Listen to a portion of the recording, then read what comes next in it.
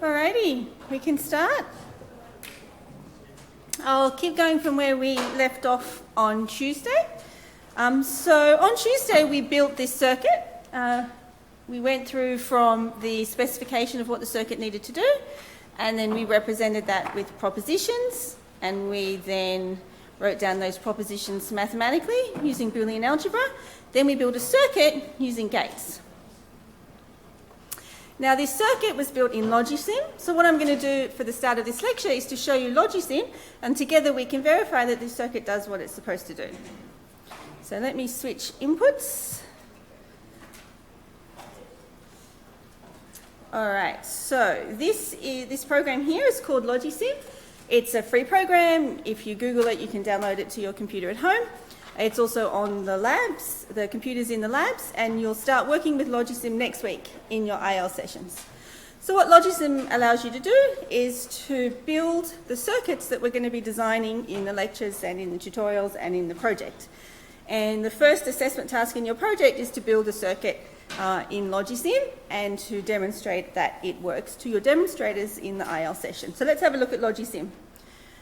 So what I've done here is something I prepared earlier, which is the circuit on the slide that we just saw. And this is the first solution to our alarm system before we simplified it. Now in Logisim, there's a few components up here. These are the most commonly used components in our circuit build. And the ones we've used are an input pin, which represents sort of a push button on-off. And you can place it anywhere in your circuit, and then if you click on it, you can change its properties. So we could label it, for example, pin A. And that's what I've done here with those 3 pins above. Then I'm going to drag and drop some gates. In this particular circuit, I'm only using the NOT gate, the AND gate, and the OR gate. Now, by default, the gates all have 5, is it 5? 1, 2, yeah, 5 input pins. But if we only want a 2-input OR gate, not a 5-input OR gate, we can change its properties. We select the gate, the properties come up here. One of those properties is number of inputs, and I can just say, actually, I wanted a 2-input gate, and you'll see there are now 2 input pins. Actually, Logisim's pretty easy going, so if you do have extra input pins that you don't connect, it will just ignore them, which of course is not what will happen when you build a real circuit. You can't leave floating unconnected input pins in a real circuit, but Logisim will let you get away with it. Nonetheless, it's probably good practice to set each gate to have the right number of pins. And you can also label the gates if you want, and I'll show you that a bit later. Alright, so this is exactly the same circuit that we saw in the lecture on Tuesday. We have our inputs, A, B, and C, and from memory they corresponded to oil pressure, temperature, and flow rate. And we have our output, which is just an LED that goes on or off, which is our alarm system output, which I think we called F. Okay. Now, in Logisim, we can verify that this circuit does what we want it to do by simulating it, which means once we've finished building it, we click on this little hand symbol up here in the left-hand corner, and now we can change the input. So at the moment, all of the signals are low. That means oil pressure, temperature, and flow rate are all normal. Let's simulate, and when those things are all normal, the little alarm does not go on. But let's change to one of the conditions we know will cause an alarm. And remember, the first condition from the slide that we said should cause an alarm to go on is if oil pressure is normal, temperature is high, and flow is normal. So oil pressure is normal, temperature is high, and flow is normal. And yep, as we expected, the alarm went on. So these colour-coded, you probably noticed there that some of the lines changed colour. So the dark green corresponds to low voltage or logic 0 equivalently, and the light green says that on that particular line it's actually a high voltage or logic 1. So you can work through your circuit from left to right and figure out what's going on if, for example, the alarm is not doing what you expect it to do. All right, let's look at one of the other conditions where the alarm should go on, which is when flow is high and temperature is high. So flow is high and temperature is high, and yet the alarm goes on. And you can work your way through every row of that truth table that we saw on the Tuesday lecture and confirm that the alarm does in fact do what we want it to do. But if you'll recall, in the lecture we did quite a bit of Boolean algebra simplification, and we came up with another expression for the alarm that I said to you was actually also equally as valid as the circuit we have here, and that was just an OR gate, if you remember. So it was an OR gate where we said that our alarm output, why is this not, so I think it was a 2-input OR gate.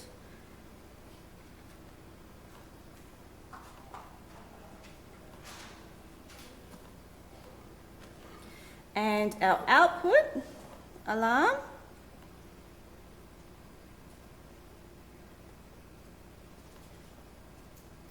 it goes red because it's gone red because it's not actually connected up to anything. We haven't finished the circuit. So it's saying it doesn't know whether this is high or low because I haven't connected to any inputs yet. But this OR gate from last week was A or B, so I need to take A or B. So where's B here? So that's our second alternative alarm circuit. So here's our first alarm circuit that we came up with first, and here's our second alternative alarm circuit. Now let's make sure that the alarm is doing, that both alarm circuits are doing exactly the same thing. Yep, they both went on together. Actually, let's go through it in binary counting sequence just to make sure that I cover everything. So let's say 0, 1, yes, it's the same. Yes, it's the same. Yes, it's the same. Yes, it's the same. So I've shown you there by trying every possible combination of inputs that both alarm circuits behave in exactly the same manner. Cool. Any questions? Okay. So when you do your project, you're going to design, I'm going to give you, exactly like this alarm system, I'm going to give you a description of what it needs to do in words. You'll then turn that description into some Boolean algebra, you'll do some simplification, you'll build the circuit in Logisim, and then you'll do what I just did, go through every sequence of inputs and make sure that the output is doing the right thing for that circuit. Okay, any questions? Excellent. So you'll be working with Logisim in the labs, in the IL sessions next week. There's also a video on Canvas for you to watch ahead of time, which goes through a little bit about how Logisim works. Okay.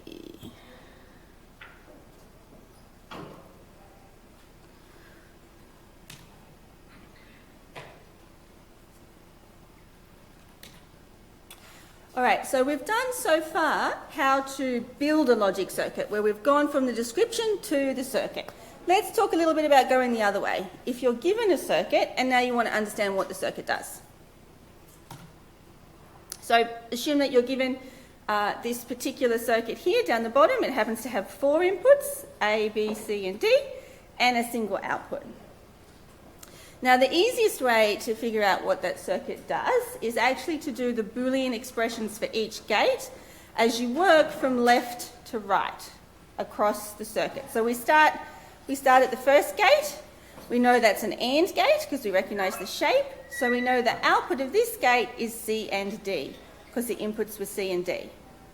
Then we move along to the next gate in line. This is an OR gate. And the inputs to the OR gate were the C and D from the AND gate, plus the second input was B. So we can write down the Boolean expression at the output of this OR gate is B or C and D. And then we know that this is an AND gate, so the output is A ANDed with the entire output of this OR gate, which is B and CD. So B or CD. Okay, so that's a relatively straightforward principle. You always go from left to right. You write down the output of each gate, and that becomes the input of the next gate. And depending on the circuit, the expressions can get quite complicated. But at the end, you'll have the full expression for what the circuit does. And you can understand the circuit by the Boolean algebra expression. Any questions? Okay? Now, you might also want a truth table for your circuit. And one way that you could construct a truth table for your circuit is to do sort of what I did in the simulation earlier, is to try every possible combination of inputs, and for every possible combination of inputs, figure out what the output would be, and then create the truth table that way. So, for example, let's start with 0, 0, 0, 0 as the input. I work my way through the circuit. Of course, the AND of two zeros is 0, the OR of two zeros is 0, the AND of two zeros is 0. And so for this combination of inputs, here is my output. And then I could continue that for every possible combinations of inputs and outputs. And that would work. It would just be really time consuming. So let's think about some other ways we could instead construct the truth table if we're given a circuit. And the best way to do that is actually to do an intermediate step where you write down the Boolean algebra expression first, and then you go from the Boolean algebra expression to the truth table. Okay. And there's a couple of different ways you can do that. One way is just to take the Boolean algebra expression as you've got it and logically go through what all the possibilities are.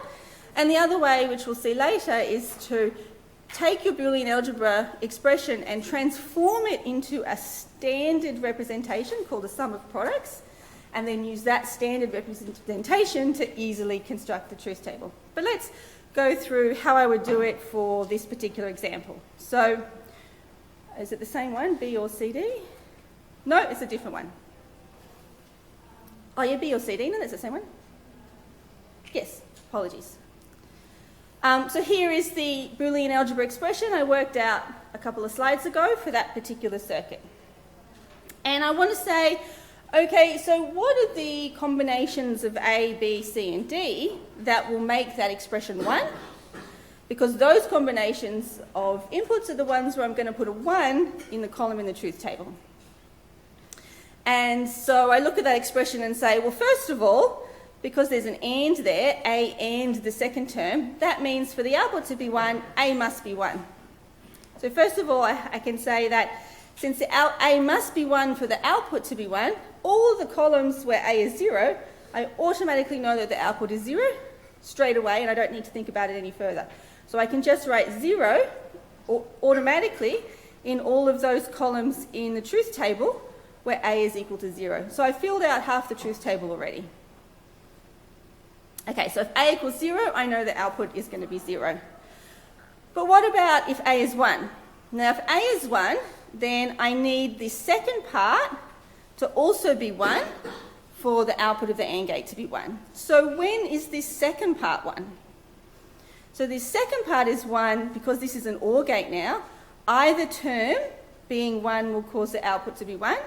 So if B is 1, the output will be 1, as so long as A is 1, but that's already the condition we started with. So if A is 1, then either B needs to be 1 or C and D needs to be 1. So if I go back to my truth table, I say, okay, I'm looking at the bottom half of the truth table now. So when A is 1, I need either B to be equal to 1, which are these ones. So if A is 1 and B equals 1, I can automatically write 1s in my output. I don't need to look at C and D. The other condition I said was when A equals 1 and C and D equals 1. So I find the row where A equals 1 and C and D equals 1, this row here, as well as this row here, and I put a 1 for those rows, and I finish my truth table. So I didn't have to do every single combination of inputs in order to work out what the output would be. I just logically worked through the expression and said, okay, A has to be 1, therefore all the rows where it's not 1, the output has to be 0. And you can work through it like that. And the other option is standard forms, which we might get to this lecture, or if not next week, which shows you an even simpler way to create the truth table. All right. So you're going to, in the lab, start building circuits using logic gates, so using AND, OR and NOT gates. First of all, you'll design them on paper, like we've seen in the lecture. Then you'll build them in Logisim and simulate them in Logisim. And then you'll have to actually build them on the breadboard and make them work in real life. And in the lecture today, I'm going to talk about, well, what are some of the issues that you're going to see on a breadboard that you don't necessarily have to think about when you're doing the paper design or the Logisim, because when you're doing the paper design and the Logisim, you assume the gates are ideal. But now we're going to talk about some of the things that actually come into play when you're putting them onto a breadboard. And you'll practice all of this in the labs, of course. So first of all, you don't just get a single gate. You can't just buy an AND gate.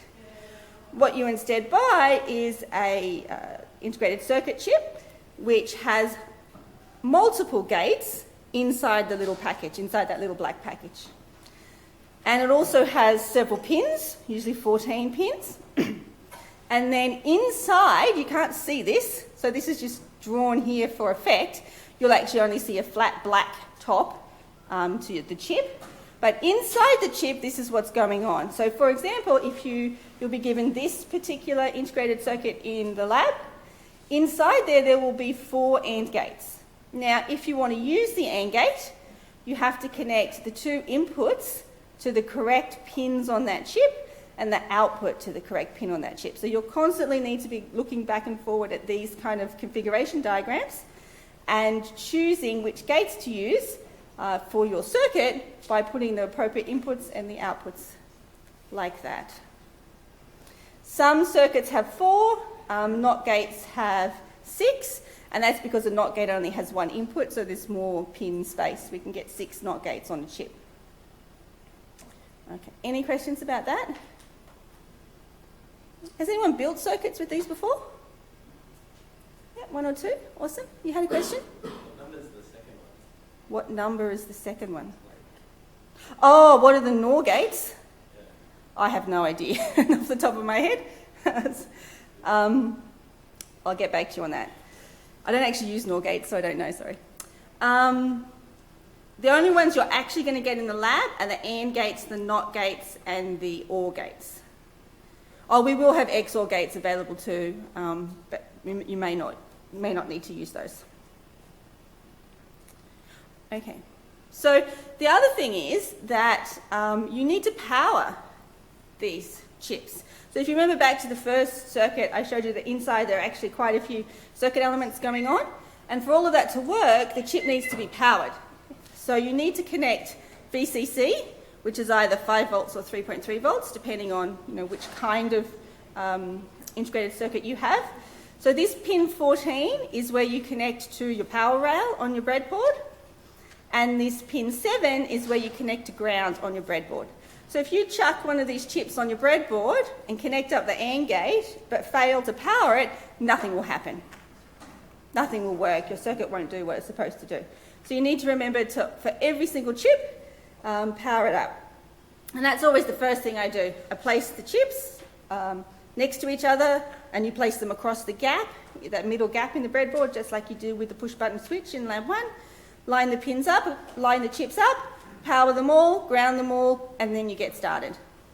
Now, the key trick is that there's this little circular mark on the integrated circuit chip, which you'll be able to see, and you always keep that on the left. If you always keep that on the left when you put it in the breadboard, then VCC is always the top left and ground is always the top right. If you ignore it and turn it upside down, it'll still go in, but then you'll just have to remember that a different pin is power and a different pin is ground. So it's best to always get in the habit of always putting them in the same orientation every single time, because if you accidentally put power to the ground pin and ground to the power pin, you will destroy your chip. Okay, so be careful when you're powering it and grounding it that you are actually connecting it to the right pins, and so you need to look for this circular mark on the top of the integrated circuit. All right, so once we've built our circuit and we want to see what it's doing, that's where we use a logic analyzer like the one that you'll see in the lab this week, and we might as we change one of the inputs, we might watch how the output changes, knowing that high voltage is logic 1 and a low voltage is logic 0. And we can watch the output voltage change as the inputs change, and we can use that to debug our circuit, our breadboard circuit. Okay, so this is the one you're using in the lab.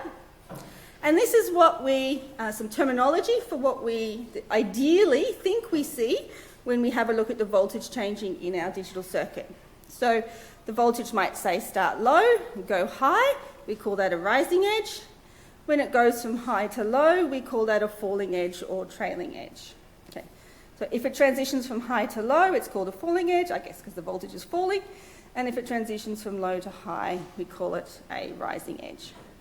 Now, these are perfect square waves, which means they're ideal pulses. This is what we assume to see. But what actually happens in reality is more like something like this. So it's not, nothing is ever perfect, it's never a perfect square wave.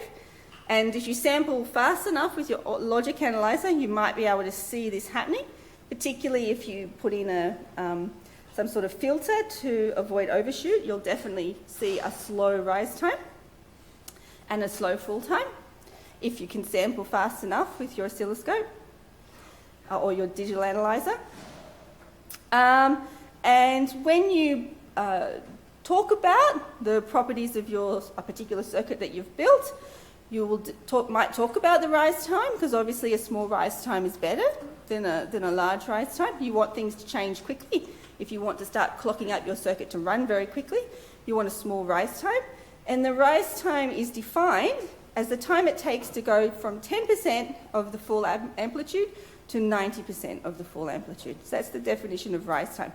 So if you're looking up any data sheets for any of these gates or any digital circuits, you might see these things defined, the rise time, the fall time, the clock speed, etc., etc.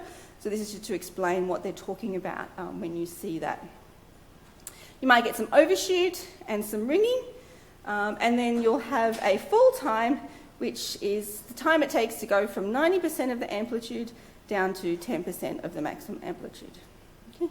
And you might have what's called undershoot and some ringing at the other end. Okay. Oh, and the pulse width, so the width of this particular pulse, so this went high for a certain amount of time, so you define the amount of time it was high, the pulse width, as the time between each edge when that edge crossed the 50% of the amplitude mark. So that's how you define the pulse width. When we start talking about sequential circuits later on and we start clocking them, this kind of terminology becomes more important because the pulse width determines the clock speed. If your circuit is like the alarm system that we saw in the lecture on Tuesday, or like the circuit that you'll build in the first part of the project, you won't need a clock because the circuit will just change its output as soon as the input changes. However, in many circuits, if the circuit has to do multiple things and they all need to be sequenced appropriately, it will be run by a clock. So the circuit will only carry out its function, in the case of the alarm circuit, deciding what the alarm is, on the rising edge of the clock. Everything will be synchronized because maybe there's multiple different circuits all working together, and they'll all be synchronized by a clock signal. Now, a clock signal is just an input that changes from low to high and back again periodically.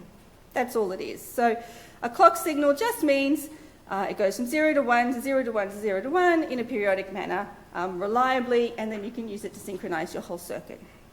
So often when you're buying a PC, for example, one of the features they might advertise is the clock speed. So they will say this new processor has, a clock speed which is twice as fast as, the previous processor. And why is clock speed important in that context is because everything's synchronized to the clock. So if you have a faster clock speed, you can do everything faster, given that you can do the same number of operations in each clock period. Of course, all of these non-linear things going on mean that you can't just have as high a clock speed as you would like. You can't have the clock speed so fast, for example, that your pulse doesn't rise to get high before the clock period is over. So there's a lot of practical considerations in the chip that limit what clock speed you can have. So if a chip has a higher clock speed, it doesn't just mean they've turned up the clock. It means there's been a lot of things behind the scenes to make that chip more efficient, better conductor of heat, etc., to allow the clock to run that fast. All right. So if we have a signal that is synchronized to the clock, what that means is that the signal will change every time on the rising or falling edge of the clock. In this case, this sequence A is synchronized to the rising edge of the clock, so when the clock goes from low to high, that's when A is allowed to change value, and only then is A allowed to change value. It doesn't have to, so for example at this clock it didn't change value, but the only points where the signal changes value is synchronized with the rising edge of the clock. And you could potentially have circuits that are synchronized to the falling edge of the clock. That means that A would change value at each of these time periods. But we'll talk about clocks and synchronizing to clocks a little bit later on. All right. So basically we're going to assume that our clocks are a fixed period. So the time between each rising edge is a fixed amount t. We're not really going to deal with non-periodic signals in this course, but of course they do exist, but our clocks are going to be periodic. And when we talk about them, we measure the time in seconds, and the frequency is how many clock cycles occur per second. So if we have the period, so if we say that the period, this time between the rising edge is 1 second, then the frequency is 1 clock cycle per second. If the time is half a second, then the frequency is 2 clock cycles per second. So mathematically that means that frequency is 1 on the period and vice versa. So if we have a frequency of 1 gigahertz, what is the period of the clock? 1 nanosecond. Excellent. Simple maths, 1 over. Yep. Oh, and this, the units, for when we say cycles per second, is hertz.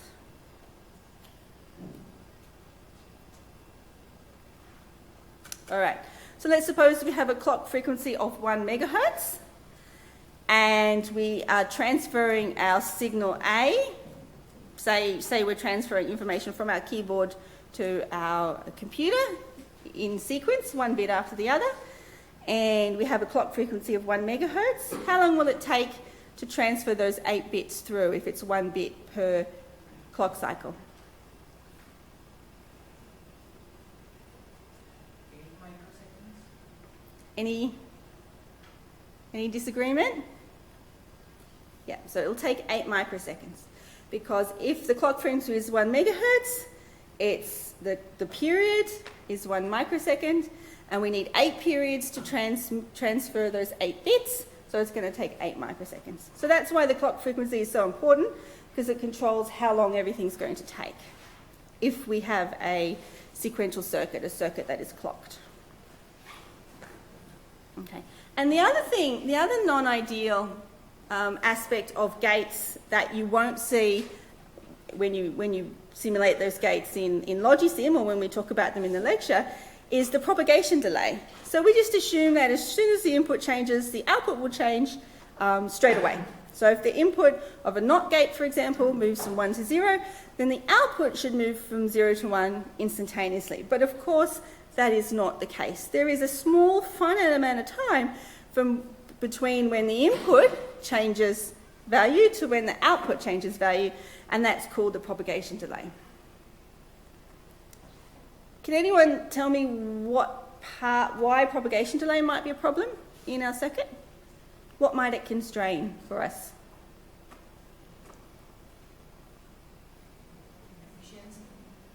Yeah, efficiency. Will it have any effect on the clock?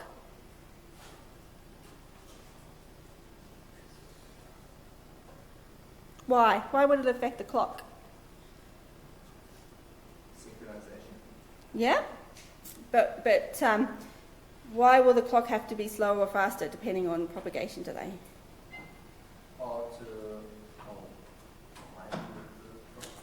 Yeah, so when I said earlier the clock is to synchronize, so that everything must occur between clock cycles. So clock, output, clock, output, clock, output. Now, if I've got a few gates in my circuit, so I've got 3 or 4 or 5 gates, one after the other, the propagation delays are going to add up. So I'm going to have the propagation delay from the first gate, and then the second gate, and the third gate, and that's all going to take time. And the maximum propagation delay in my circuit means that I cannot clock faster than that. So if I have a propagation delay of a millisecond, I have to have a clock period of at least a millisecond, because if I speed the clock up, then I'm going to be clocking the output of my circuit before it's even been created. Okay, and obviously that's going to cause some errors. So choosing the propagation delay of the gates, so choosing gates with a low propagation delay, or building your circuit so that you don't have too many gates one after another in a row, can help you have a faster clock speed in your microprocessor or your digital circuit that you're designing. So propagation delay is a really important part of designing efficient digital circuits. You need to take that into account. All right.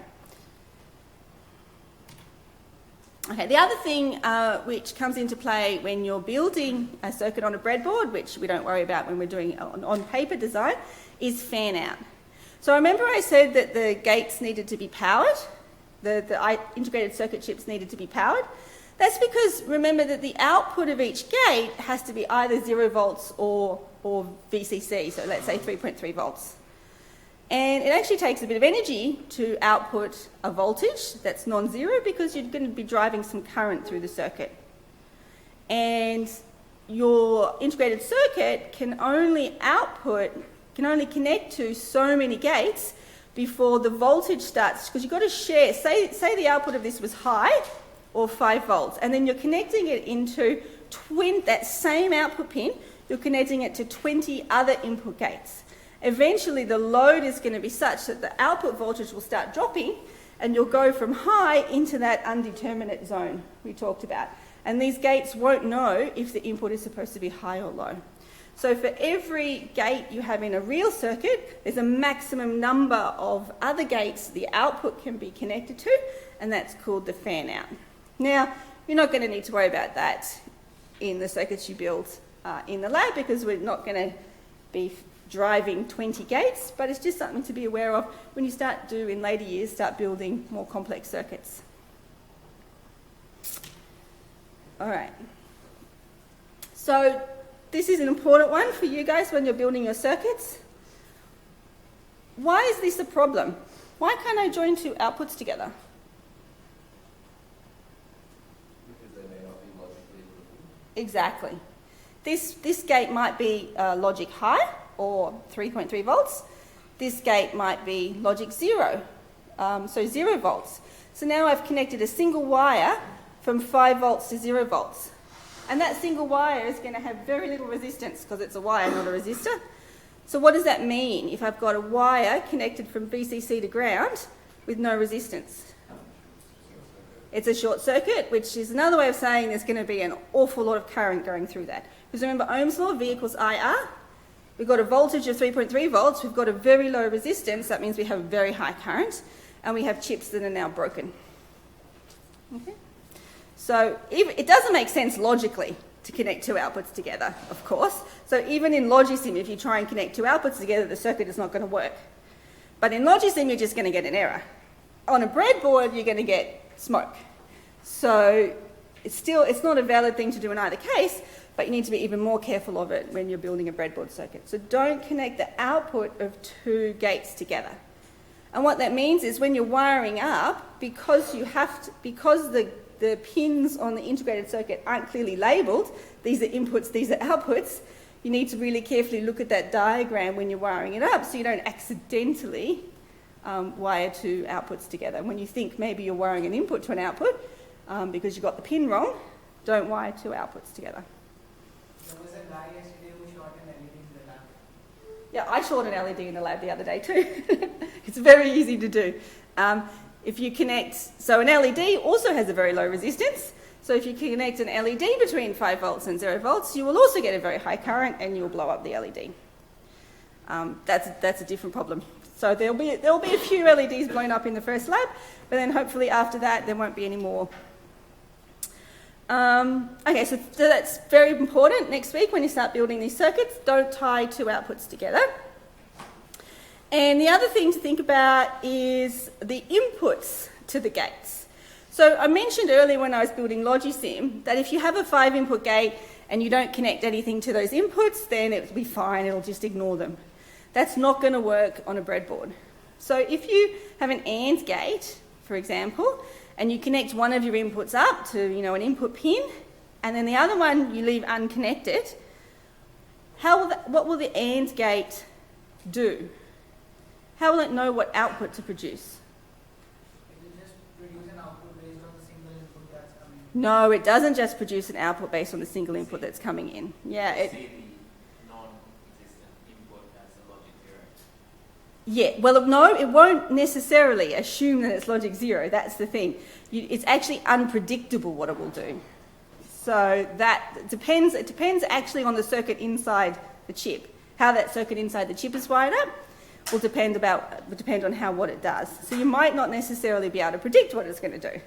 But it certainly won't do what you would like it to do. So if you have an input that you don't need, for example, this is not going to happen, but say you have, actually this could happen, say you have a NAND gate and you want to use it as a NOT gate because you've run out of NOT gates. So you have a NAND gate and you want to use it as a NOT gate. You'll connect one of the pins of your NAND gate to the signal that you want to invert. What will you connect the other pin to? VCC. Yep, connect it to VCC. Someone else can tell me why? Why would you connect that other pin to high or logic 1? That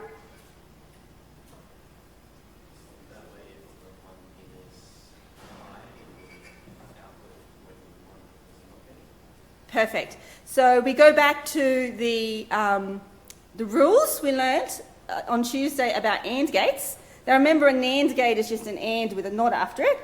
And remember, an AND gate says if you have A and 1, the output is A.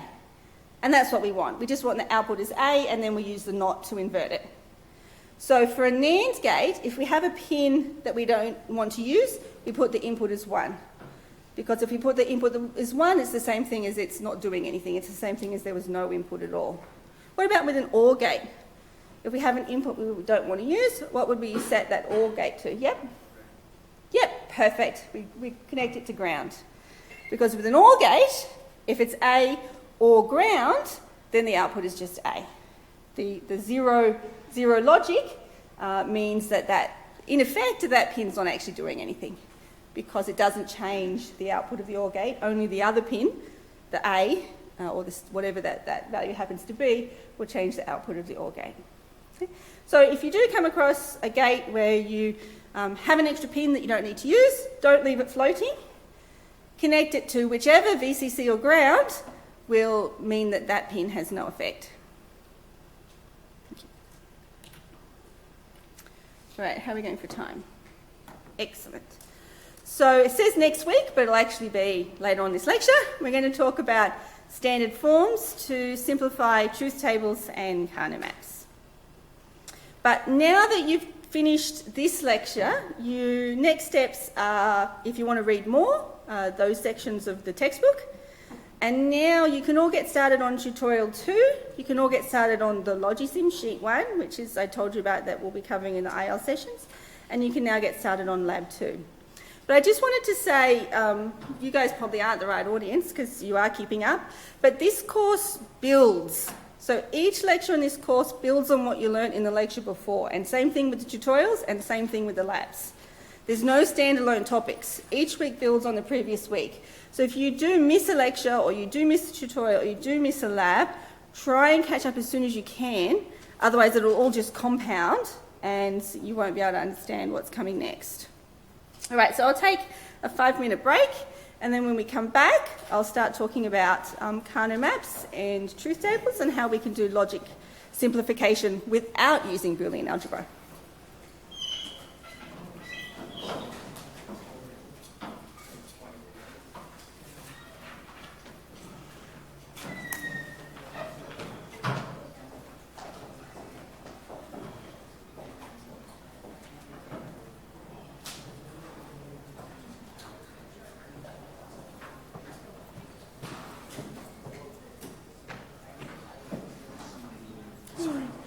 I'm just a bit confused because you're talking about tutorials and labs.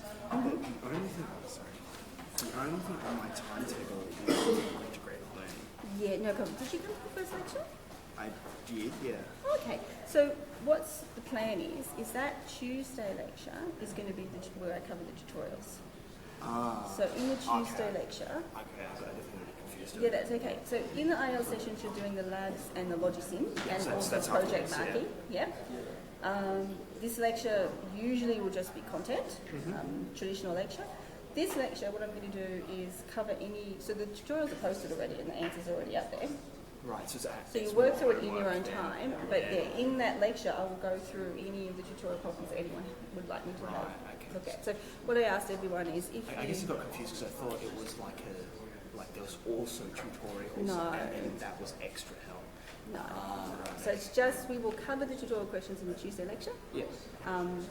This week we didn't have any, but the tutorials. So were the really tutorials are more homework type stuff. correct. Yeah, okay, cool. Correct. That's okay. Also, Correct. does it matter because I'm doing 1310 alongside this course? Is that Yeah, of course. Yeah, actually it's good. You'll learn some things twice. awesome? Awesome thing.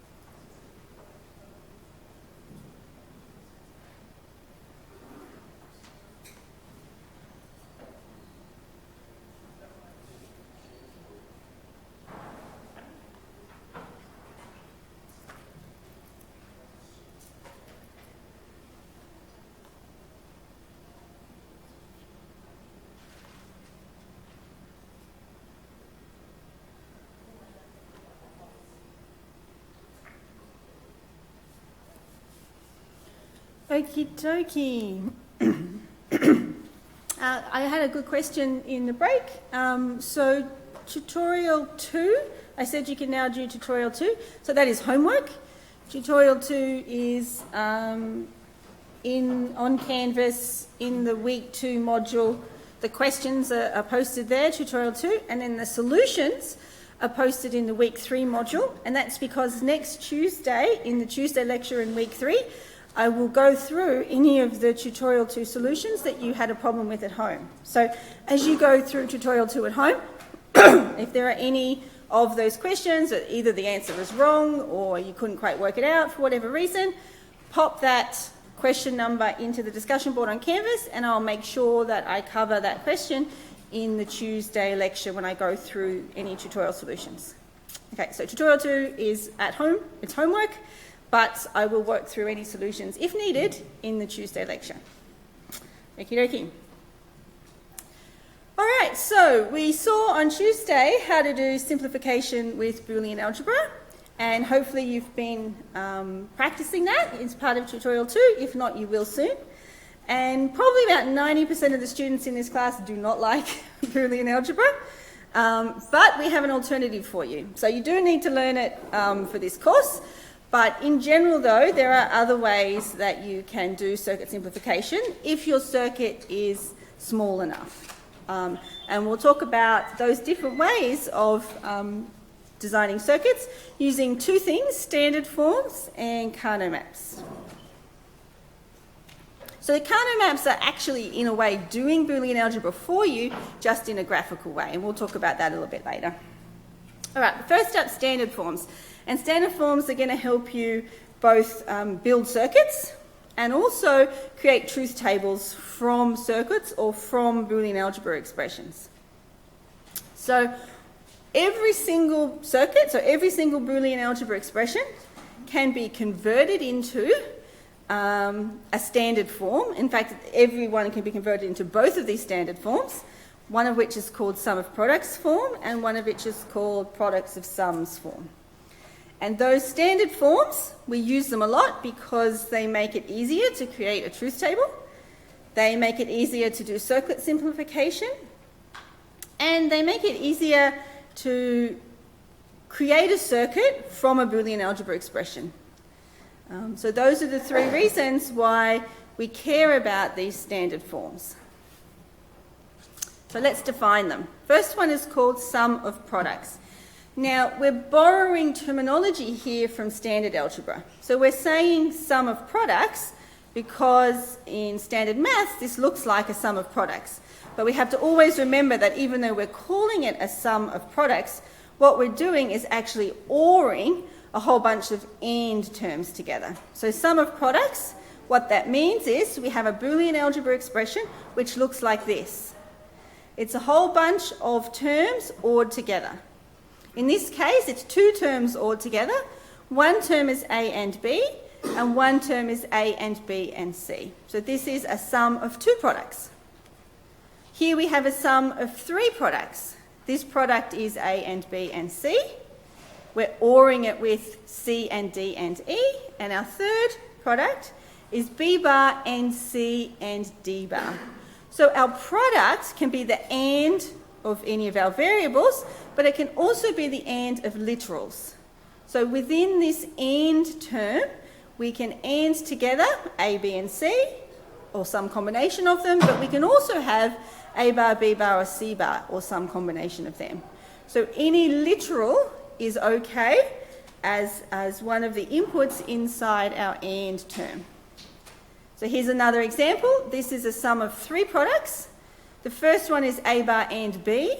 We're ORing that with A bar and B and C bar, and we're ORing that with A and C. So all of these 3 expressions are Boolean algebra expressions which are already in sum of products format. But these ones are not. Now this is a product term, which is fine, and this is an OR, but this here is not a product term. This here is a product term followed by a NOT gate. So it's not a product term by itself. The bar goes all the way across. So this is not the same as A bar and B bar and C bar. This is a completely different term. This is A and B and C followed by a NOT gate. So this is if I was to build this circuit, this is a NAND gate. In a sum of products term, I want some OR, an OR gate, which is fed with the output of a whole bunch of AND gates. If I need a NAND gate instead of an AND gate, then that is not sum of products form. So this is not sum of products form. This here is also not sum of products form, because what we've actually got is two products, and inside one of the products is a sum. It's not in the right order. We need the products first, and then we need to OR the output of all the products together. So this is not sum of products form. And if you can't see it from just looking at the expression, you could think about how you would build the circuit from the expression.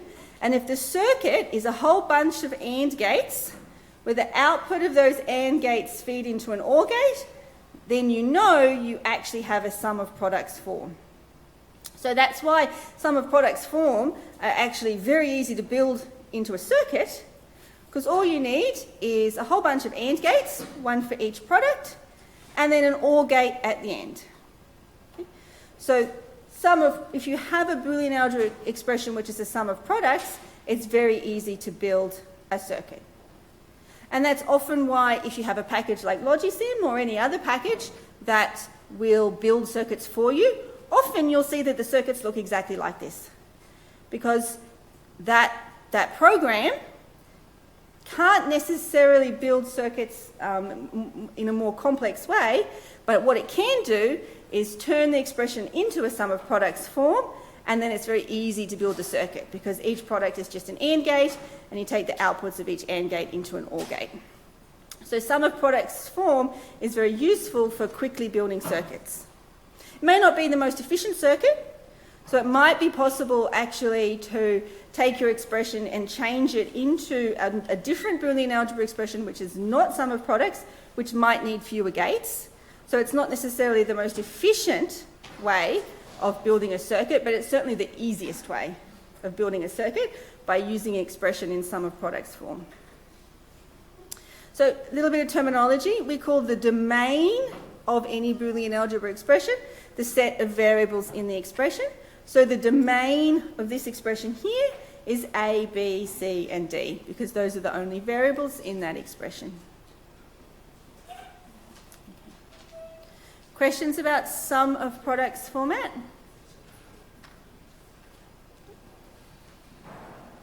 Okay, so I said that we want to have our expressions in sum of products format so that we can nicely build a circuit.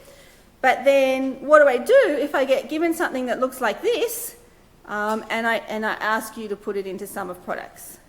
So then you're going to need to do some Boolean algebra might work. So you take your expression and we start applying some of the tools and tricks that we saw last week. And the first thing I see when I look at this is there's a NOT bar across the top of a whole bunch of terms. Therefore, I should probably use De Morgan's theorem. So I use De Morgan's theorem on this OR. So I have this whole thing over here is A or B NOT is one term. C is the other term. So it's this term ORed with C and a NOT across the top. So by De Morgan's theorem, I change the OR into an and I invert both of the terms. So C becomes C bar, A or B bar becomes A or B bar bar. Now I use the fact that obviously if you negate something twice, it's the same as just having that something to start with. So I can take off, those bars can cancel out, and I have this expression here. Now I just need to, last thing I need to do is expand the brackets, and I've converted my original expression into a sum of products form. And now I can build a simple circuit using two AND gates and an OR gate, plus one NOT gate for the C bar.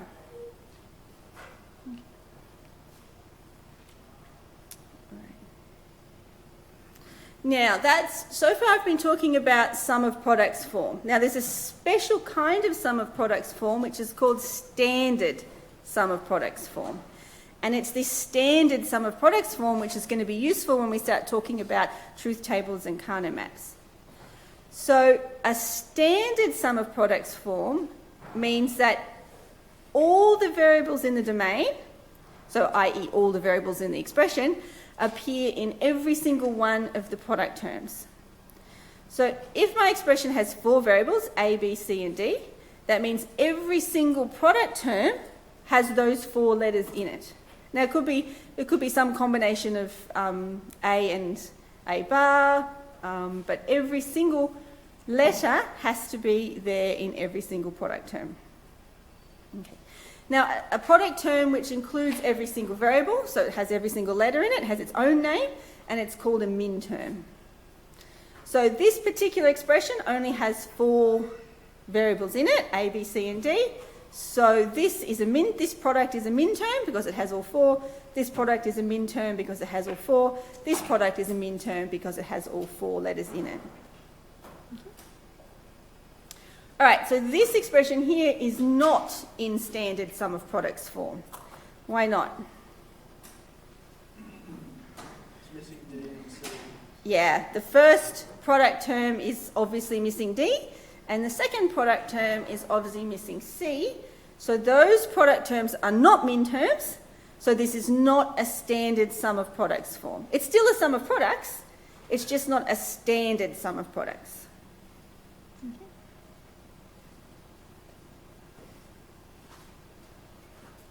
But that's okay. Anytime we have a sum of products, we can easily convert it to a standard sum of products, just using 2 of those Boolean algebra rules that we saw on Tuesday. So first thing we know that if we have some variable x, then x or x bar is always equal to 1. And we actually used that rule, I think, in one of our simplifications on Tuesday. And the other rule we're going to use is that x ANDed with 1 is always x, which is just a property of an AND gate. So we're going to use those 2 properties to convert our sum of products into standard sum of products. So, for example, this particular Boolean algebra expression only has 3 variables in the domain, A, B and C, so I only need 3 in each product, but this first product only has A and B. It needs to have C. But it still needs to be the same logical expression. So I can't just throw in a C, so I can't just say, oh look, I'll throw in a C there, because now I've changed the expression. I have to do it in a way that follows the Boolean algebra rules, so that what I end up with is the exact same expression for x as what I started with, it's just in a different form. And I do that by using these Boolean algebra rules. So first of all, I say that some variable ANDed with 1 is just that variable. Also, some variable XORed with the not of itself is equal to 1. So using both of those rules, I take C, which I don't have, and I say that C or C bar is equal to 1. And I know that from this rule. I also know that because this is equal to logic 1, if I AND it with the A bar B bar, the result of that is still just going to be whatever A bar B bar was. So I've added in this variable C now twice, but I haven't changed the actual meaning of the expression. So this expression is still exactly the same as this expression. If I build a circuit or if I have a truth table, they're both still doing exactly the same thing. And I know they're both doing exactly the same thing because of the Boolean algebra that tells me that the value of this is always 1, and A bar B bar ANDed with 1 is always A bar B bar. So these are actually 2 identical expressions. But why have I done it? I've done it because I want standard sum of products form, which I can now get by expanding the brackets. Yep. Why do we want standard sum of products form? Because that's how we're going to quickly build truth tables from Boolean algebra expressions. And we're going to see that in a moment, so that's a good question. Any other questions? All right. So, now that we have our standard sum of products form, let's see how we can build our truth table. The key is now that each product or each min term in our standard sum of products corresponds to exactly 1 row in the truth table. So we said if A, B and C are all the variables of interest in our circuit, when we build a truth table, we need to write down every combination of A, B and C and then figure out what the output's going to be. Remember that from last week? Or was it Tuesday? I'm not sure. But we want, so every row here, so this first row here corresponds to when A is 0, B is 0 and C is 0. This row corresponds to the case where A is 0, B is 0 and C is 1. And then we have eight such combinations of all possible combinations of A, B and C corresponding to the 8 rows of this particular truth table. Now, each of my product terms, all possible product terms, are also all possible combinations of A, B and C, and A bar, B bar and C bar. So here's one combination, A bar, B bar, C. Here's another combination, A, B, C. There are a total of 8 possible min terms, which correspond to all the different selections of the 3 variables, A, B and C, which can either be inverted or not. So there are 8 possible min terms, and there are 8 possible rows in my truth table, and each min term corresponds to one of the rows. So this row corresponds to the case where A is 0, B is 0 and C is 0. And that happens to occur when this product term is 1. When this product term is 1, that occurs when A is 0, B is 0 and C is 0. So this product term, A bar, B bar, C bar, will be logic 1 when A is 0, B is 0 and C is 0. So if there is this product term in my expression, that means that when that combination occurs, the output of the circuit will be 1. So let's have a look at this product term. So this product term, A bar, B bar, C, what combination of A, B and C will make this product term 1? 0, 0, 1. So because this product term is in my expression for x, I know that x will be 1 for 0, 0, 1. So I go to 0, 0, 1 in my truth table, and I put a 1 as the output for that, as the value for x, when I get this combination of A, B and C. Then I go to my next, I've already done this one, let's go to this product term, A and B and C. What combination of inputs will make this product term 1?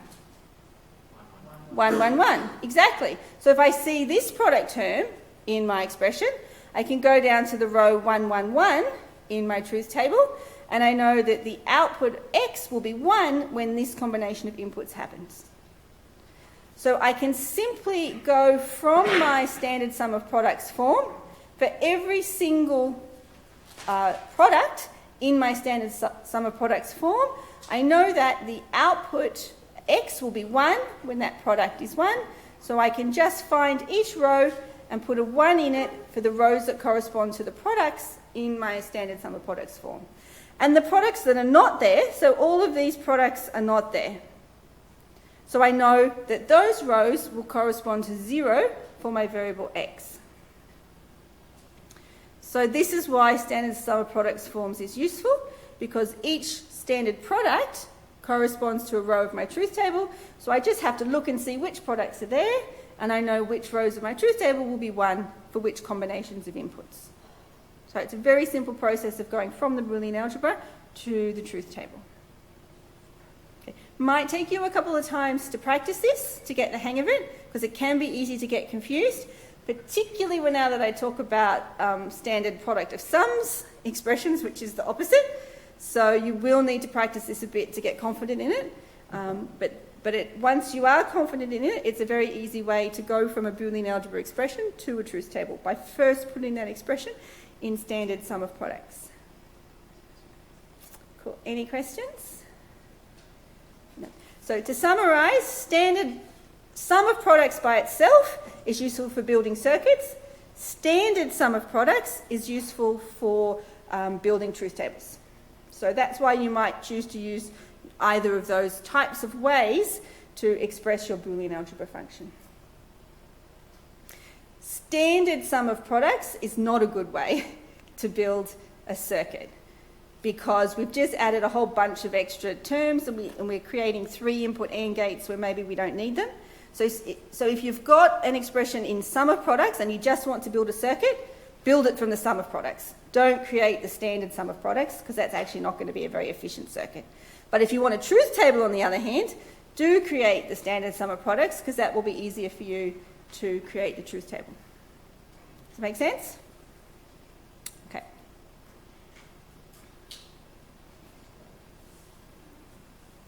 All right, so this is for you guys to have a go at. A different expression here. I've given you this Boolean algebra expression. X equals A bar and B bar and C bar, or A and B bar and C bar, or A and B and C bar. So which rows in my truth table will have a 1 and which rows in my truth table will have a 0 for this particular expression for X?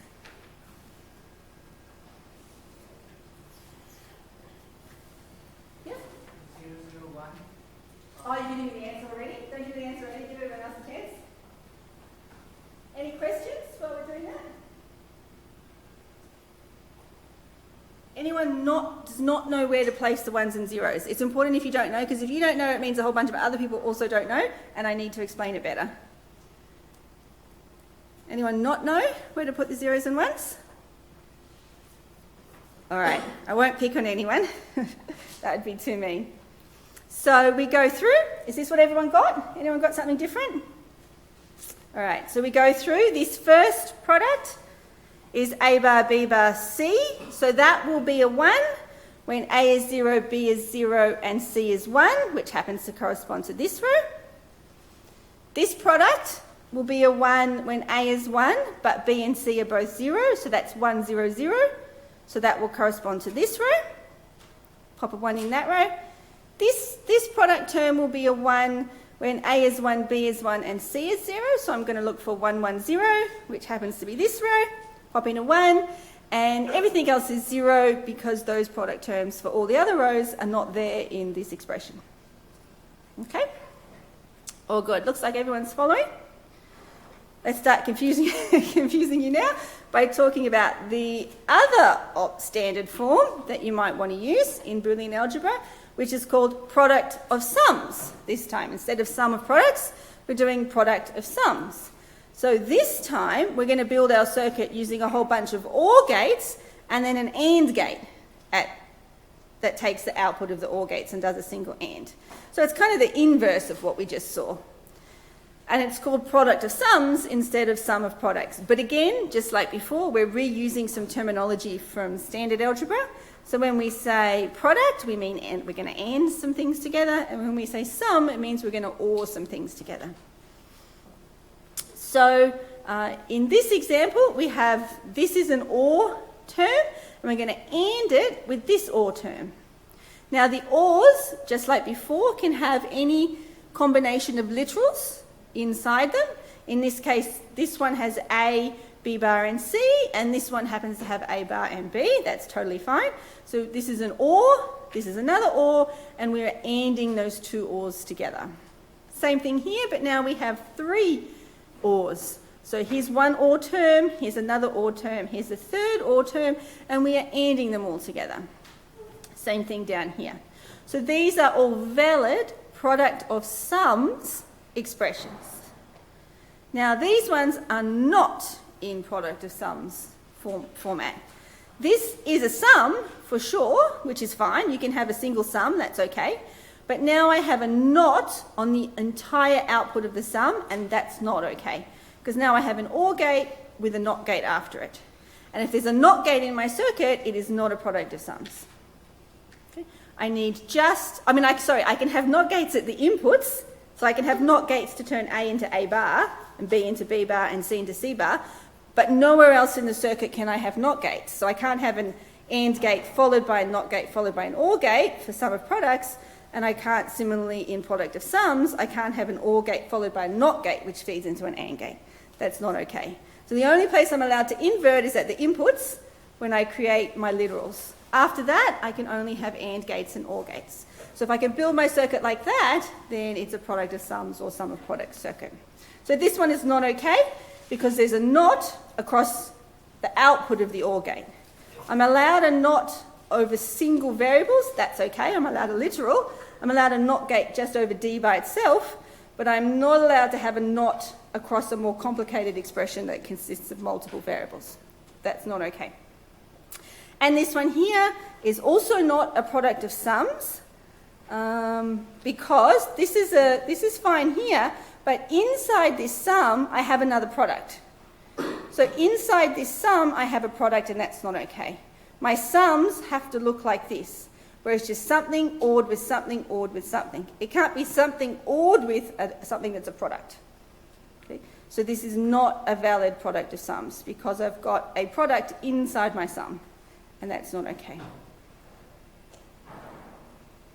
Okay, so if I want to build a circuit with product of sums, so if you have a whole bunch of OR gates lying around, then you might want to build a product of sums circuit, because you take all of your literals and you pass them into OR gates, one OR gate for each term, and then you take the outputs of each of the OR gates and AND them together. So this is how you turn a product of sums into a circuit. So it's in fact inverse of what we had before. Before we had a whole bunch of AND gates with an OR gate at the outside of them. Now we have a whole bunch of OR gates with an AND gate at the outside of them.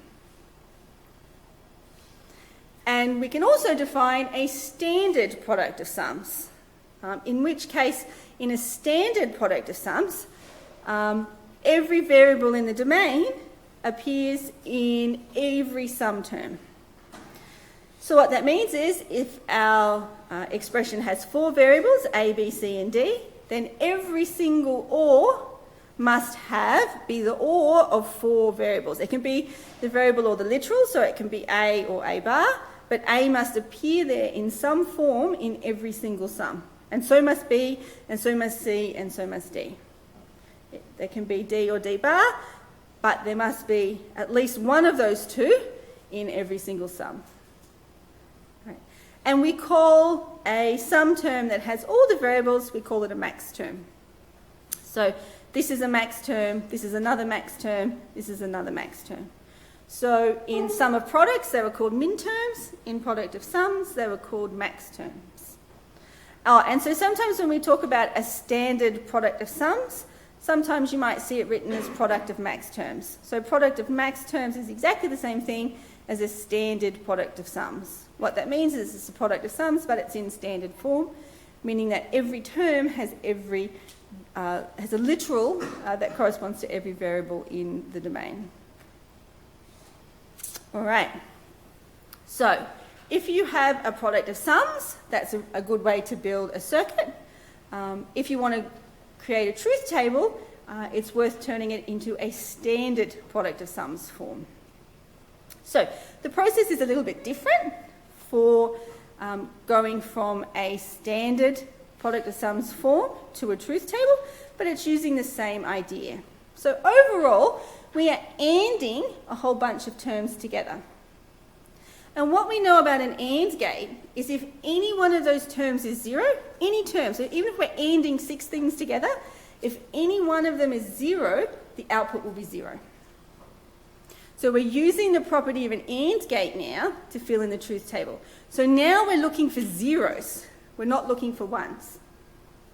Because now we're dealing, the bigger outside gate is an AND gate. So it's helpful for us to use that nice property of an AND gate, that if any input to an AND gate is 0, the output will be 0.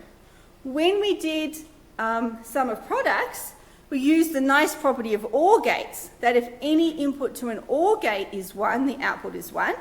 So when we did sum of products, we looked for all of those products that were going to be 1, and we knew that the output would be 1 if that product was 1, regardless of any other of the products, because of that we use that nice property of OR gates. Now here, when we're in standard product of sums form, we're going to use the property of AND gates, which means now we're looking for zeros, not ones. Okay? So we're looking for different things when we're dealing with products of sums compared to sum of products. That's where people get confused very often in this subject, when they get confused between product of sums and sum of products, trying to make the terms 1 or 0. If you're confused, think about what you're actually trying to do. And what you're actually trying to do here is use the property of an AND gate because you're ANDing a whole bunch of terms together. And if any of those terms are 0, the output is going to be 0. So we take each term and we figure out what combination of inputs will make that term 0. We find that combination here and we say, okay, I know if that combination is 0, the output will be 0. So let's work our way through. First term here is A or B or C. So which combination of A, B and C will make this term 0? 0, 0, 0. Because we know for an OR gate, if you want an OR gate to output as 0, all the inputs have to be 0. So 0, 0, 0 corresponds to this term. So I know if we have the combination 0, 0, 0, this term will be 0. That means the entire thing will be 0. X will be 0. This term only needs to be 0, and I don't even need to care about the rest of them, because if this term is 0, I know that the AND gate will definitely be 0. Okay, this one here, which row does this second term correspond to? 0, 1, 0, very good. Because if I have a 0 for A, if I have a 1 for B, which means B bar is 0, and if I have a 0 for C, this OR gate will output a 0. This term will be a 0, so I can write a 0 in this row of the truth table. And then I can go on to my third term, which is 0, 1, 1, which is this row. And then I have... did someone ask a question? Or are you just telling me the answer? Okay, all good. So this one is 1, 0, 1. We'll make this term 0. And this one is 1, 1, 0. We'll make this term 0. So we're filling in zeros in the truth table. And when I'm done, I put in 1s in the remaining rows that didn't have a term for it. Okay.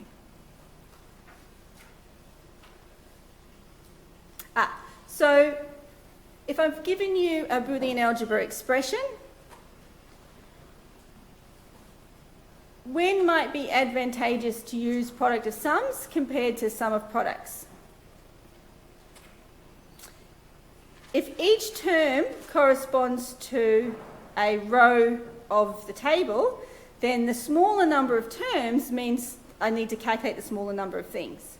So if it turns out that there's a lot of 1s in the table, then I probably want to use a product of sums form, because that means a small number of terms. And vice versa, if there's mostly zeros in the tables and a couple of 1s, then I probably want to use a product of sums form.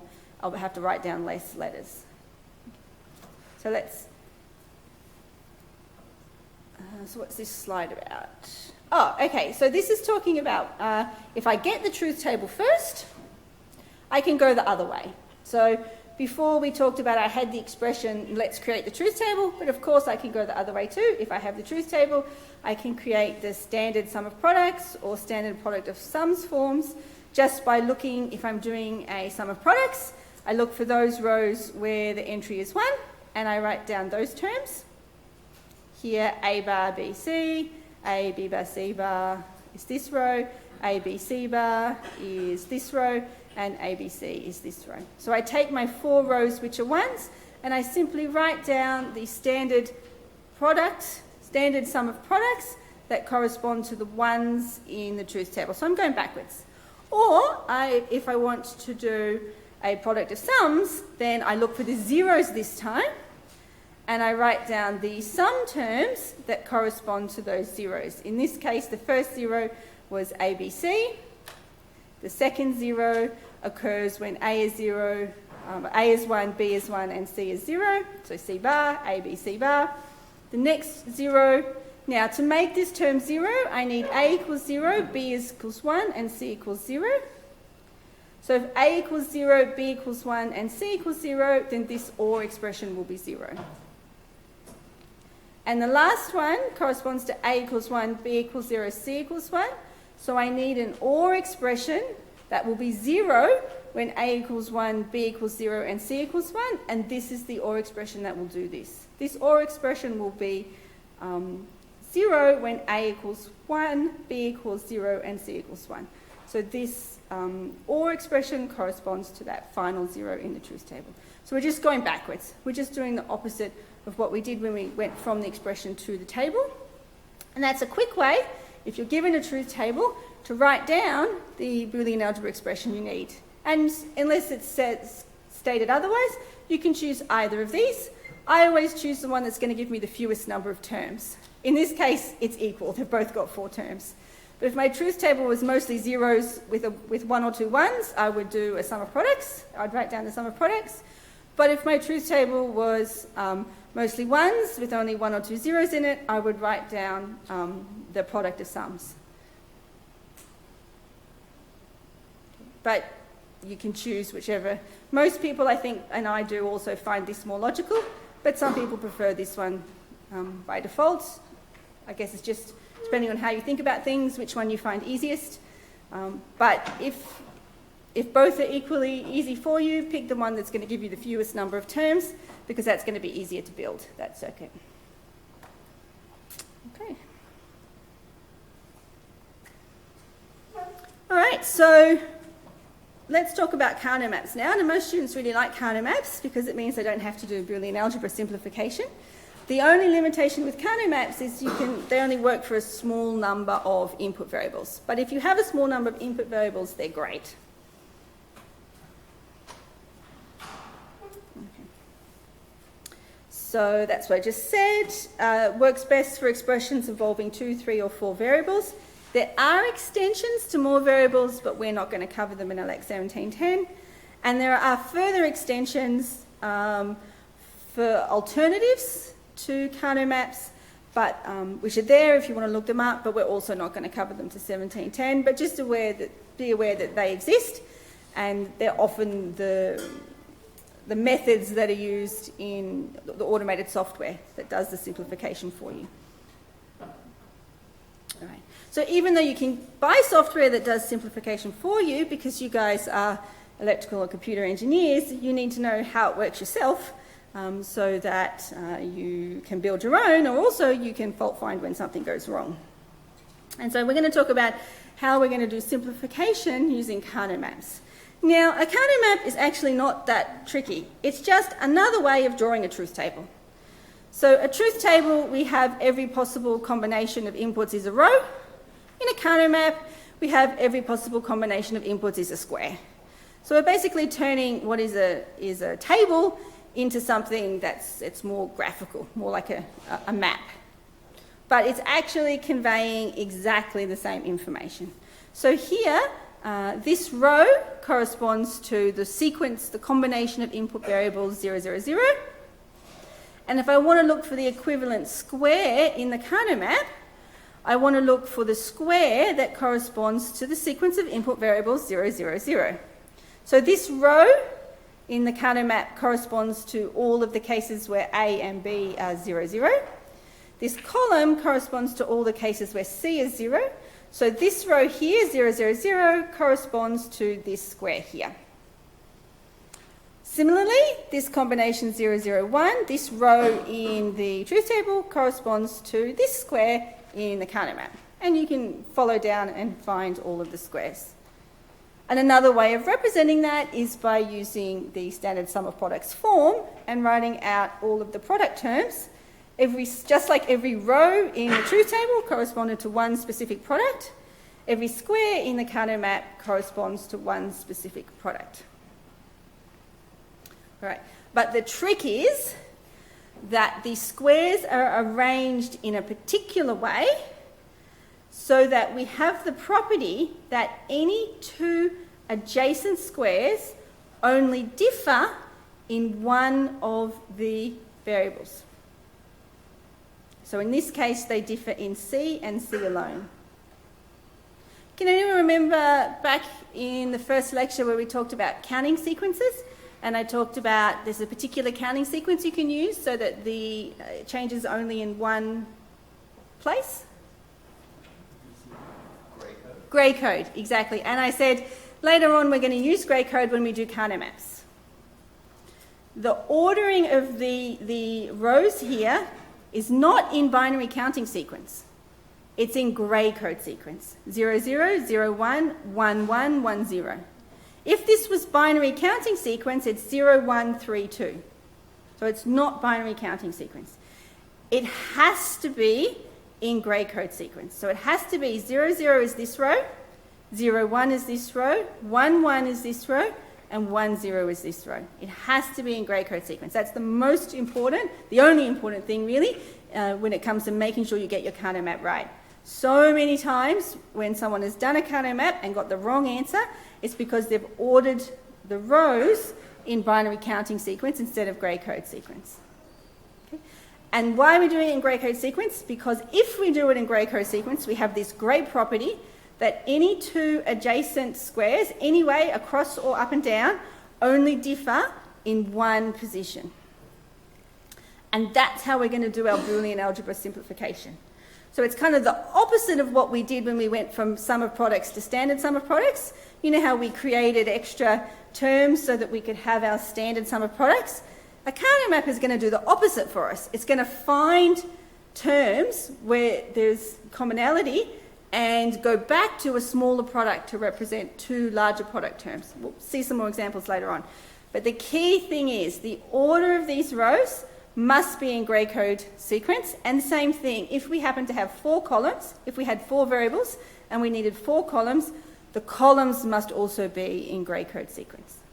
So what that means is, as you go down the truth table, at the beginning we have the first row is the first square, the second row is the second square, the third row is the third square, the fourth row is the fourth square, and then that pattern doesn't continue. So the fifth square, 110, is actually the second last row. And the sixth square, 111, is actually the last row. And then the fifth row is this square, and the sixth row is this square. So if you have a truth table and you are converting it into Carto map form, just remember that the order is a little bit different because you have to use the grey code counting sequence in the Carto map. If you wanted to, you could write your truth table out in grey code sequence, and then it would be easier for you. Or most of the time you'll probably be given a truth table in counting sequence, in which case you just need to be a little bit careful when you're copying across from your truth table to your Carto map that you get the order right. Okay. And get the order right, and we have this great property that adjacent cells differ in only one literal. So these two, A bar is the same, C is the same, it's just B that changes, B bar and B. In this pair, A and B are the same, it's just C that changes from C bar to C. Okay? Any pair you look at will have that property. And that's the most important property because that's what we're going to use to do our simplification. So you can also extend it to a 4-variable Carto map. So you would use this Carto map when you had an expression that had 4 variables, A, B, C and D. The rows correspond to all possible combinations of A and B, and the columns correspond to all possible combinations of C and D. But again, you must make sure you order them in grey code sequence, not in binary counting sequence. And if you do it this way, you get that nice pair adjacent property, but you also get this other nice property where if you look at a single variable, you can always divide the Carto map in half based on whether that variable is 0 or 1. So let's look at variable C. This half of the Carto map, these two columns, correspond to when C is 0. These two columns correspond to when C is 1. If we look at A, for example, these two rows correspond to when A is 0. These two rows correspond to when A is 1. If we look at B, we can similarly divide the Carto map up into 2. The first and the last rows correspond to where B is 0, and these two middle rows correspond to where B is 1, and the same thing with D. These two middle columns correspond to all the cases where D equals 1, and the outside two columns correspond to all the cases where D is 0. And why is that interesting? Because we're going to use that property to group these cells together so that we can simplify our expression. So for example, if all of these squares had a 1 in them, what that means is every time that A is 1, the output is 1. So I know that the Boolean algebra expression, if I write it in sum of products form, will just have A by itself as one of the products, because every time A is 1, the output is 1, if all of these entries are 1. If all of these entries are not 1, then I don't have that property. But those are the kind of properties I'm going to look for when I do my simplification. Alrighty, so I have my truth table. I just talked about how each row corresponds to a different cell, so you just basically need to copy across. First row is a 1, therefore this cell is a 1. Second row is a 1, therefore this cell is a 1. 0, 1, 0 row is a 0, which corresponds to this cell, so on and so forth. Now this one here is 1, 1, 0, so it actually corresponds to this row here, remember? This cell here is 1, 1, 1. So it actually corresponds to this row here, which is why that 0 gets copied in. This cell here is 1, 0, 0 for ABC, and 1, 0, 0 for ABC is this row here, so that 1 gets copied across. This cell here is 1, 0, 1 for ABC, and 1, 0, 1 is 0, so the 0 gets copied across. So very straightforward to go from a truth table to a Kano map. And as I said, it's because each row and each cell happens to correspond to all the possible set of min terms. So if the min term is 1 in the truth table, then the corresponding min term in the Kano map is also 1. So this Kano map and this truth table represent exactly the same Boolean algebra expression. And if you want to skip the truth table and go straight from the expression to the Kano map, you can.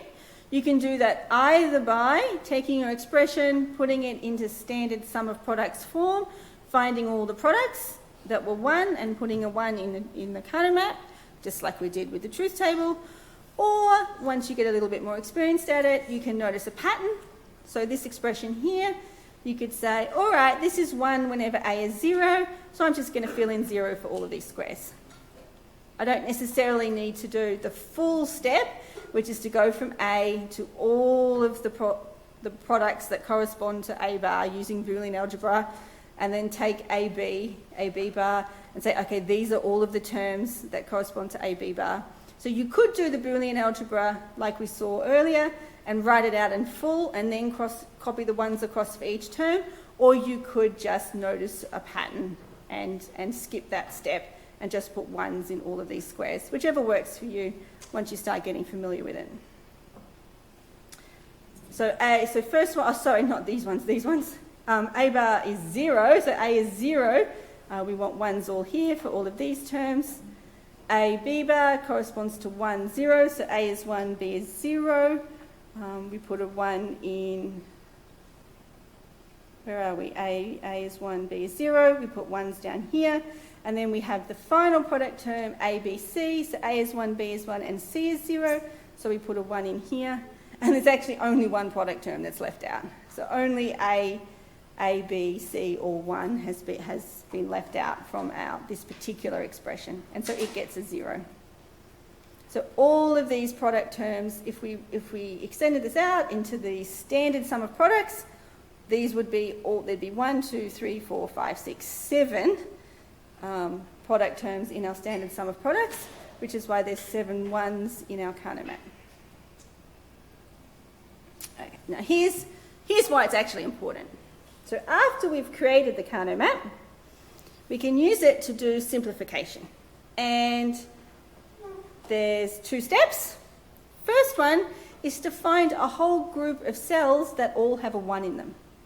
So we're going to look at our Kano map, and we're going to find adjacent cells, means cells next to each other, that all have a 1 in them. And we're going to draw a circle around those cells that all have a 1 in them. The number of cells that we draw a circle around must be a square or a rectangle, which means that there has to be either 1, which is just a cell by itself, or 2 or 4 or 8 or 16 cells inside our group. So for example, I could do a group here. These 2 1s is a group of 2, and everything inside that group is 1. These 4 1s is a group of 4, and everything inside that group is a 1, so I could draw a circle around those 4. Or I could say this column, every single entry in this column is 1, so that's a nice group of 4 corresponding to that column. So I'm going to find all such groups that I can find, but I need to do it strategically. So I want the groups to be as big as I possibly can, so I make the group as big as I can without there being a 0 inside it. So I want to maximise the size of my groups, and I want as few groups as possible. So if I can draw a bigger group and use fewer groups, I absolutely want to do that. But by the time I'm finished drawing all my groups, I must have covered every cell that is a 1 must appear in at least one group. Okay? So I need to cover all the ones at least once, and I want a small number of groups, and I want those groups to be really big. So and why does that matter? Why am I trying to group together cells that are both 1? That's because I'm doing exactly this Boolean algebra simplification. So this cell is 110, this cell is 111, so this cell corresponds to the product term ABC, this cell corresponds to the product term ABC bar. So if I group these two together, what I'm actually doing is taking these two product terms, if I do a little bit of Boolean algebra on them, so I'm doing the opposite of what I did before when I went from a product term to a standard sum of products, simplify it down, and I can see that this expression is actually equivalent to this one. So when I group this, I notice that in all of the cells in this group, A is 1 and B is 1. And if I notice that in all the cells in this group, A is 1 and B equals 1, then I represent this whole group by AB. So I draw this group, and I say this whole group corresponds to AB. What I'm doing in the background is actually this Boolean algebra. I'm saying this group consists of ABC bar and ABC, doing some Boolean algebra and saying that's equivalent to AB. I'm just doing it in a short way by grouping it, finding out which terms are constant in that group, and then using those variables to write down a simplified product term. Okay, so that's what I'm doing when I do counter maps. Find a group, but I can look for any group as long as the cells are adjacent, and wrap around adjacency counts. What does that mean? So yes, these two cells are adjacent, but so is this cell and this cell. If you can wrap around from top to bottom, from left to right, that's still considered adjacent. And if you go back to the counter map and check our adjacency rules that said two cells next to each other must change in only one of the literals, it's true when you wrap around as well. So this one is 0, 0, 0. This one is 1, 0, 0. So this cell and this cell only changed in one position, and that happened to be the A. So this cell is adjacent to this one, and similarly this pair is adjacent to this pair. So in red, what I actually have here is a group of size 4.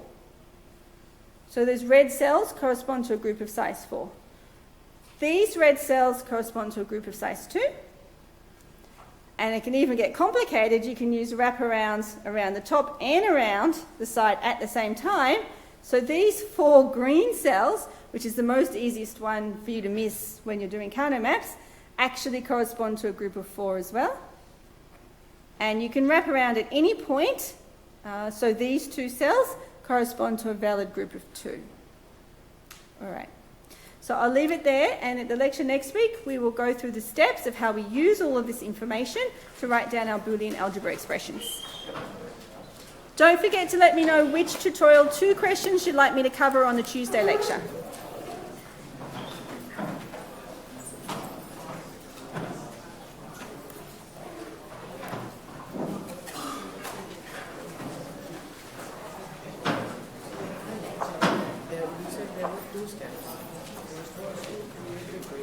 And the next is to write down expressions. I ran out of time. Yeah, I could tell them.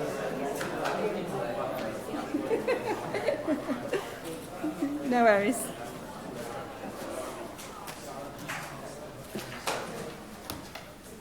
Hey. I have a couple of questions. Yeah, sure, go for it.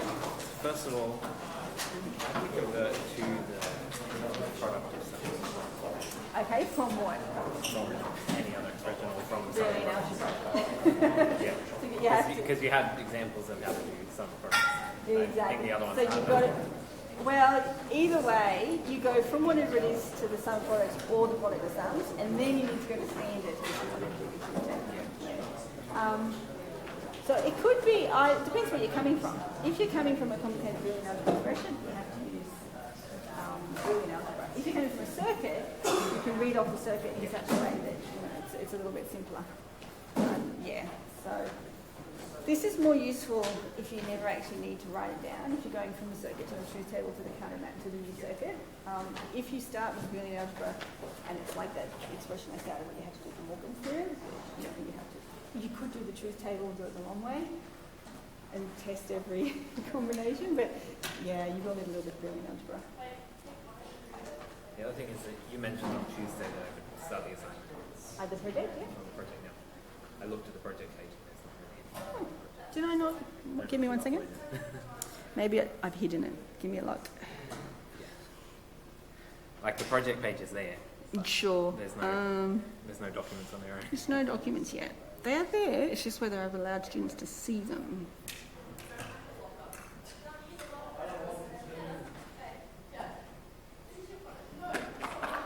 Unless I'm looking in one spot, but I don't think Let's see what you can see. That's not helpful. That's the quiz.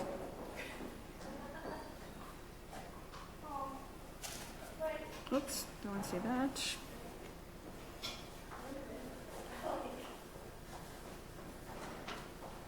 Ah, okay.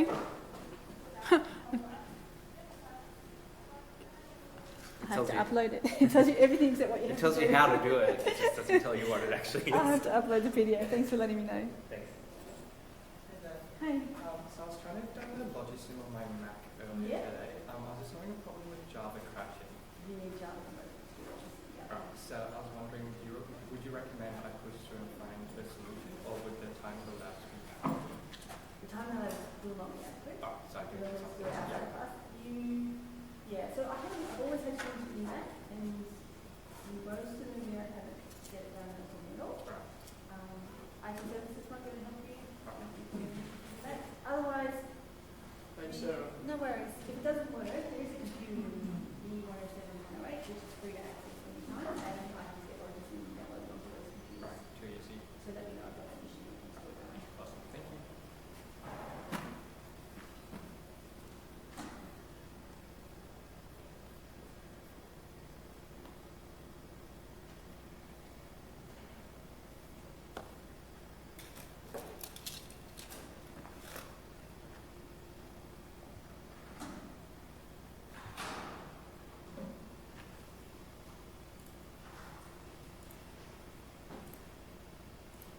Is this introduction to medical bioscience? I've just finished in the last lecture, so your lecture will be here soon. Oh, no worries. I don't know if it's that course or not. Yeah. Is this GP? This is GP 101 though, if that helps. Something that's not. Is it a GPLG? Yes, that's one. Oh, what are you looking for? GPLG01. Lower grade.